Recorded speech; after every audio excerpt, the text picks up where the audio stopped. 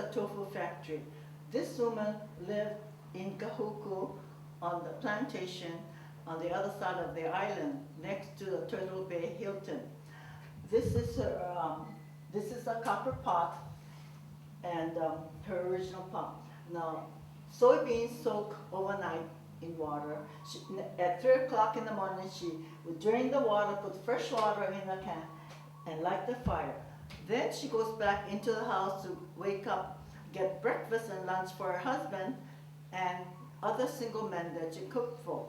After they leave, she comes back, and by then there's electricity in the houses, so she grinds her soybeans, strains it, and to the soy milk you add a calcium compound that will help the tofu firm up. That box is for draining the water, and this is for cooling it. Then she comes back and puts her tofu in 2 of these cans and goes and deliver her tofu or sell her tofu. So the women really worked hard for their families. I tell them that when the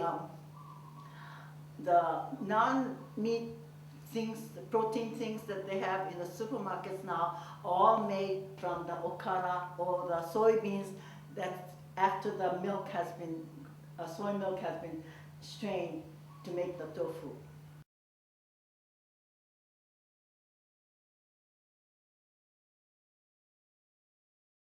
The soybeans are soaked overnight, and so the next morning the water is drained, beans are put in here, and fresh water is put in here, and the beans are cooked.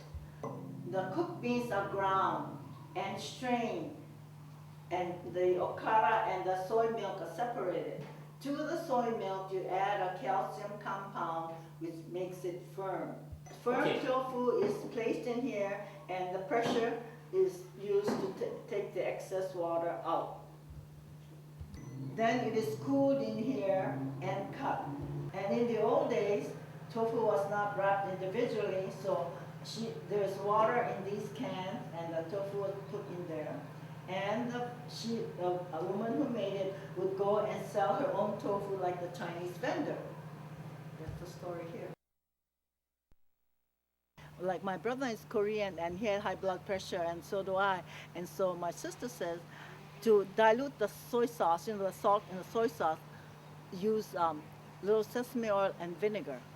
Then you would have, the aroma of the sesame oil, and then less soy sauce, and get the flavor for the tofu. Does the tofu help the high blood pressure? Well, yeah, because it's good protein, and it's salt that's bad for high blood pressure, So if you have, you eat anything low salt, you're supposed to eat low salt for high blood pressure. So that's good for you, whatever, in any way you can. I try to use minimum salt in my cooking, And I'm borderline diabetic, so I don't use sugar.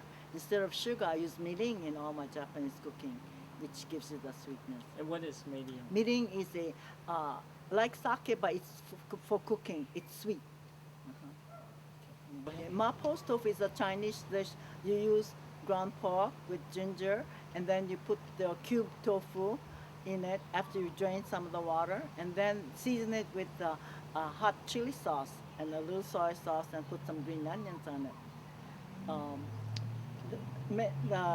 For the Japanese, you can just eat it hot or cold. In the summer, you eat it cold, and what my mother did was she would bring it to a boil first, and then cool it with ice cubes, and then you would grate ginger, green onions, soy sauce, and you can put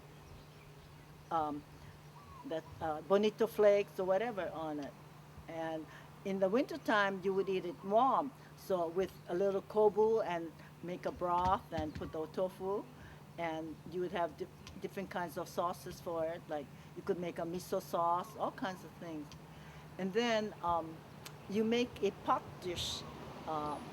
You can, for instance, if you have a ulua head, it makes a delicious broth. You cook it with water, and then you would put tofu and vegetables like wambok or watercress or green onions, and she always put things like fish cake in it to give it color and all. And you would eat it with the broth and all, with lemon juice and little soy sauce. That was a good way to eat the fish. And also, my mother would take the Chinese roast pork because that would give you a good flavor. You put that and cook it in water, and you'd add the tofu and vegetables like wonbok and things again. And eat it the same way with soy sauce and lemon juice. It's when it's cold weather, it's good to have hot pot dishes like that.